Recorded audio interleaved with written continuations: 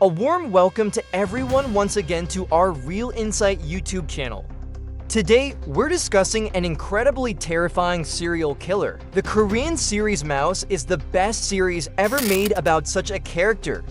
It's a 20-episode series, and so far, I have brought you 11 episodes. For those who haven't seen the previous episodes, I have placed a card for the Mouse playlist above. Also, I will put the links for the past episodes in the description below. Please make sure to watch those videos before you come to watch the 12th episode, which I am about to explain. At the end of the last episode, you saw Baaram dragging the psychopath Kandoksoo away to kill him. This means Baaram has now become a serial killer who murders other psychopaths. In today's episode, you can find out what happened next. If you still haven't subscribed to our Real Insight channel, please don't forget to subscribe using the red button below and click the bell icon next to it. Alright then, let's go and see what happened in the 12th episode of this amazing series, Mouse. Right at the beginning of today's episode, we are shown an incident from the serial killer's childhood, meaning Sanyohan's childhood. Sanyohan is playing a game while walking near a bridge. As he passes the bridge, he sees a small dog tied up. Not only that, but he also sees a little girl who is injured and has fallen down. That girl is none other than Bom-yi. You might remember that Kandoksoo killed Bom-yi's mother and father and attacked her as well. The injured Bom-yi is the one lying here.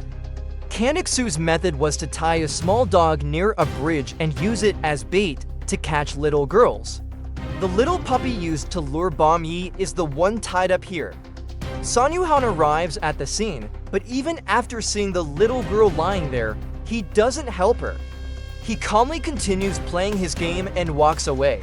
Now, we come to the present. By now, Baaram has killed Kandoksoo. Detective Kumuchi has arrived at the scene with the police and begins the investigation.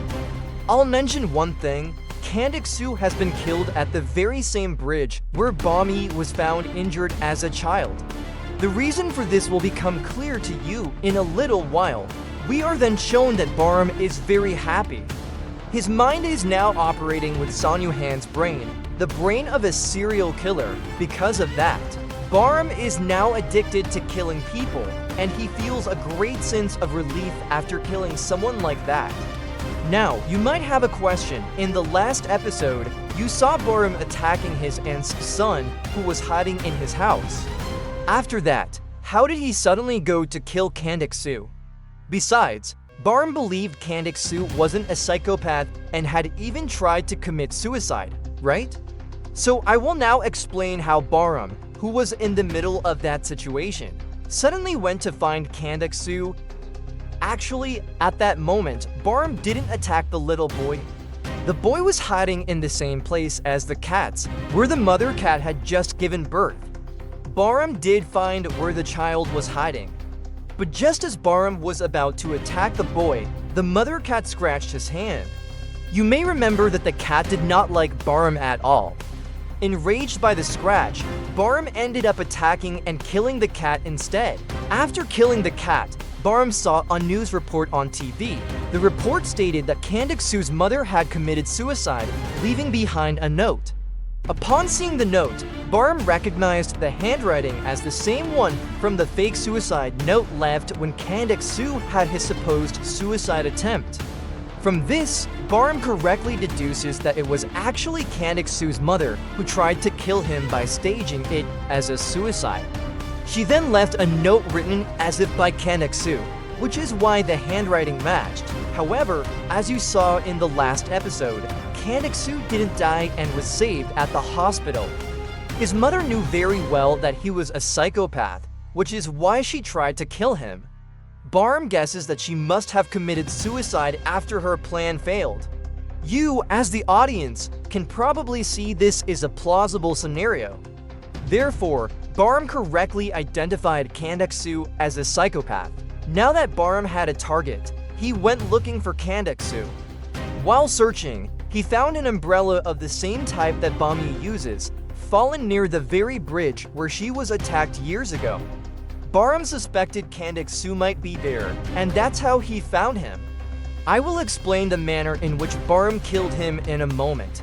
At the crime scene, as the police and Kumuchi examine the body, Kumuchi comes to the firm conclusion that Kandoksoo was also killed by a psychopath. I will also explain shortly how Kumuchi guessed this correctly.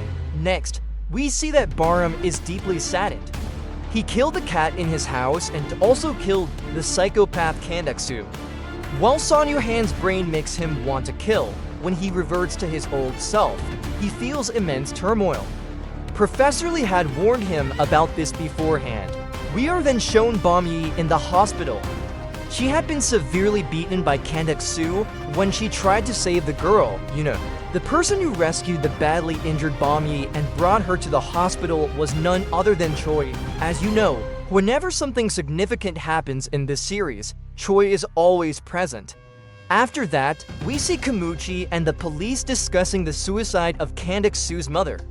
The police have discovered she was assaulted before she died, leading them to suspect that Kandoksoo killed her. At this point, Kumuchi asks about the written statement the mother had given. Clearing him of assaulting her son, Detective San says he gave it to Detective Lee, who must have forgotten to submit it. Kumuchi also remembers the person who attacked him after his car accident had a strange code, "us," on their hand. He tries to trace the vehicle, but finds out it was stolen. The police now suspect Kumuchi of killing Kandoksoo. Kumuchi scolds them, saying, "If I were the one who killed Kandoksoo, I would be very happy. I'm actually very sad that someone else killed him." The police understand him, knowing he wouldn't lie about it after almost going to prison for a murder he didn't commit. Next, Detective San confronts Detective Lee about not submitting the mother's statement, and Lee dismissively tells him he should have done it himself, it was so urgent. We then see Baaram cleaning a knife. It is the same knife Kandoksoo used to kill Bom-yi's parents and injure her. Baaram, who works in the evidence department, had taken that knife from storage to kill Kandoksoo. After cleaning it, he returns the murder weapon and replaces it in the evidence room. Later, Kumuchi begins his investigation into the murder, and Baaram is also present. Kumuchi tells Baaram directly that the killer is a psychopath. Hearing this, Baaram becomes frightened. In the midst of this, the president and the prime minister arrive at the police station to get details on the high-profile case. An officer there explains to the president and prime minister their theory. Bom-yi is the killer. The reason is that Kandoksoo was killed in a specific way. The exact wounds and scars that Kandoksoo inflicted on Bom-yi years ago were recreated on his body, giving him the same pain he gave her. For example, Kandoksoo had bitten Bom-yi's face, so Baaram bit Kandoksoo's face. Kandoksoo had burned her with a cigarette, so Baaram burned him with a cigarette. All of Bom-yi's old wounds were replicated perfectly. The officer concludes that only Bom-yi could have done this, repaying her attacker with his own cruelty. However, Kumuchi steps forward and tells the president directly that the killer is unequivocally a psychopath. When asked for proof, Kumuchi explains, first, there is a large wound on Kandoksoo's neck artery. Normally, such a wound would cause blood to spurt out, but there was no blood. Kumuchi states this is because the killer inflicted the wound after Kandoksoo was already dead. The killer wanted to replicate a similar wound Bom-yi had, but only remembered to do so after the murder was complete. A wound on a dead body will not bleed like that. In addition, Kumuchi points to a burn mark from a lighter on Kandoksoo's thigh. Underneath the burn, there is a stab wound. Kumuchi explains that the killer's intention was to only replicate Bom-yi's original injuries. However, the killer accidentally inflicted an extra wound that Bom-yi never had. To correct this mistake, the killer tried to erase the accidental wound by burning it over with a lighter, much like using an eraser on a pencil mark. Bom-yi would never do something so meticulous and perverse. Kumuchi also adds that Kandoksoo's internal skeleton was completely shattered, something Bom-yi would not have the strength to do. Because of this sadism and perfectionism, Kumuchi certifies that the killer must be a psychopath. This raises another question, which another officer poses to Kumuchi. The details of Bom-yi's wounds from years ago were known only to her and the police. Then how do you explain how the killer knew about them? Kumuchi then replies that the media also knows about the wounds Bom-yi received years ago, so everyone knows about those scars. However, he adds that one detail, the fact that Kandoksoo burned her with his cigarette, was never released to the public by the police. The officer then asks Kumuchi, then how did this killer know about that wound? Kumuchi speculates, in that case, it's possible the killer is one of us. Hearing this, Baaram becomes very frightened, terrified that he will be caught in this case. After considering all the facts presented by Kumuchi, the president and the prime minister prepare to leave. Incidentally, the president's son is none other than Detective San. You might remember that when the prime minister tried to pass that bill, the president was against it. The reason was that his wife was pregnant at the time. How could the president agree to a law that would mandate the abortion of a fetus if it carried the psychopath gene? That is why he opposed the bill. The child the president's wife was expecting back then is Detective San. Next, we see Baaram and Kumuchi going to question Yuna, the girl who was kidnapped by Kandoksoo. Kumuchi videos Yuna as she answers the questions. Yuna says that she threw some dirt in Kandoksoo's eyes and tried to escape. That was when Bom-yi arrived at the scene. Yuna then ran away and hid inside a small chamber under the bridge. After a while, Yuna realized that someone had come and locked the door of her hiding place from the outside. However, Yuna says she did not see the face of the person who locked it. A little later, someone opened the door to her hiding spot again and left her missing shoes there.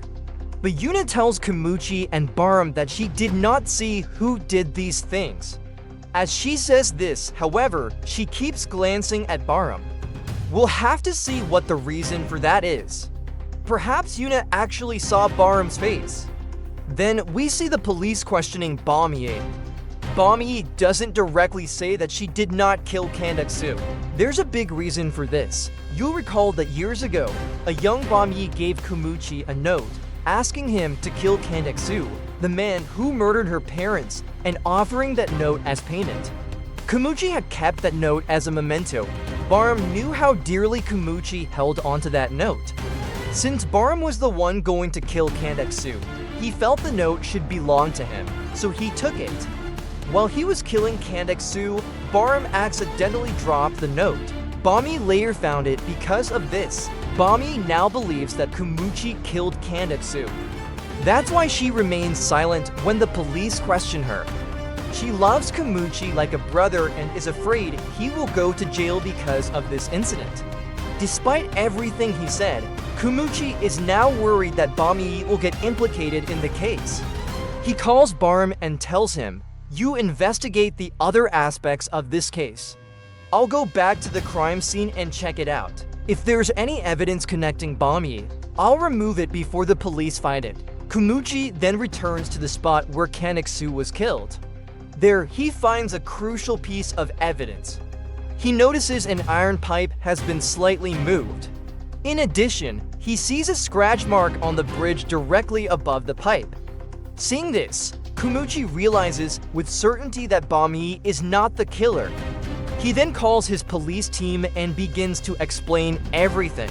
A piece of Kandoksoo's clothing was found inside the iron pipe. From this, Kumuchi correctly deduces that Kandoksoo had come through that pipe. Regarding the scratch mark on the bridge, Kumuchi explains his theory. The killer waited for Kandoksoo to emerge from the pipe. The killer was waiting on the bridge above, holding a noose. The reason for the noose is the wound mark found on Kandoksoo's neck. Kumuchi deduces that the killer must have hanged Kandoksoo. He explains that the killer waited with the noose from above. Once Kandoksoo was caught in it, the killer pulled him up. The scratch mark on the bridge is from that act of pulling. Bom-yi is currently in the hospital. She fought with Kandoksoo, and in that fight, her wrist was broken. Bom-yi is a 50 kilograms girl, while Kandoksoo was a 70 kilograms man. It would be impossible for her to pull a man heavier than herself upwards, especially with a broken wrist. Therefore, Kumuchi states with certainty that the killer must be a strong young man in his 30s. After he proves that Bom-yi could not have committed the murder, the police drop their suspicions against her. Next, we see Kumuchi rewatching the video of Yuna's testimony. Detective San comes over and, after watching the video, suggests that Yuna seems to be lying and that Kumuchi might find something out if he questions her again. Kumuchi goes to question Yuna again, but she doesn't answer his questions. Kumuchi desperately needs to know why she lied. Perhaps Yuna actually saw the real killer's face, so he entrusts this task to Bom-yi. Since Bom-yi is on good terms with Yuna now, Kumuchi thinks Yuna might tell her the truth. When Bom-yi learns that Yuna might have seen the real killer's face, she gets scared. She still thinks Kumuchi is the killer. So Bom-yi says, "Don't worry, Kumuchi, I will question Yuna." Bom-yi is now trying to find out exactly what Yuna saw. When Baaram learns that Bom-yi is going to question Yuna to find out if she saw the killer's face, he panics. He is terrified that Yuna might have seen his face. If Yuna tells Bom-yi, Baaram will be caught. Therefore, Baaram tries to stop Bom-yi from questioning Yuna. Baaram is clever, so he finds a piece of evidence. As I mentioned before, it was Choi who found Bom-yi near the bridge and admitted her to the hospital. By checking Choi's car dashcam video and the hospital's CCTV footage, Baaram discovers that Bom-yi's clothes were changed. The person who did it was Choi herself. Choi had seen that Bom-yi was holding a knife and had blood on her clothes. Fearing that Bom-yi would become a suspect, Choi changed her clothes. Bom-yi had indeed gone with a knife to kill Kandoksoo. Since seeing that would make the police suspect her, Choi had gotten rid of all the evidence. Baaram himself goes and tells the police that Bom-yi's clothes were changed. The police then come back and take Bom-yi in for questioning again. Because of this, Bom-yi doesn't get a chance to question Yuna. Then Baaram himself goes to question Yuna. This time, Yuna says it directly, "Uncle, you're the one who killed him, aren't you?" There's a big reason for this. As I told you before, after Yuna hid in the chamber, she saw someone come and lock it. When that person locked the door, Yuna saw the cat scratch on Baaram's hand. When Kumuchi and Baaram came to question her the first time, Yuna saw that same scratch on Baaram's hand. She realized then that Baaram was the one who killed Kandoksoo, the man who tried to harm her. Now, Baaram is scared that Yuna will tell someone. Yuna and her mother are packing their things, about to move out. So Baaram goes there with a brick in his hand, intending to kill Yuna. You'll have to find out what happens next in the next episode. After that, we see Baaram on a bridge, looking as if he is crying. Choi approaches him and asks, "Why are you in a place like this all alone?" Baaram then hugs Choi and says, "I'm scared." At that moment, Choi remembers that Sanyohan, when he was alive, had hugged him in the exact same way and cried, saying he was scared. Choi then pushes Baaram away. Since a part of Sanyohan's brain is now working in Baaram, certain incidents from Sanyohan's life are surfacing through him. Finally, we see Kumuchi finding a huge piece of evidence. He calls Baaram over to tell him about it. Kumuchi has found Kandoksoo's raincoat. Inside the raincoat, he finds another knife. Kumuchi says the killer must have hidden the raincoat. After sending the raincoat for DNA analysis, Kumuchi learns that there is another person's DNA on it, but it's not Bom-yi's. Whose DNA could it be? Finally, Kumuchi tells Baaram, "The DNA report is something I can't even believe," and that is how the 12th episode of this amazing series ended. In the next episode, you'll get to see whose DNA is on the report, what Kumuchi will do, and what Baaram will do after finding out about this. Finally, I'll remind you again, if you still haven't subscribed to our Real Insight channel, please don't forget to click the red button below to subscribe now and also click the bell icon next to it. Alright then, let's meet again soon with the next episode.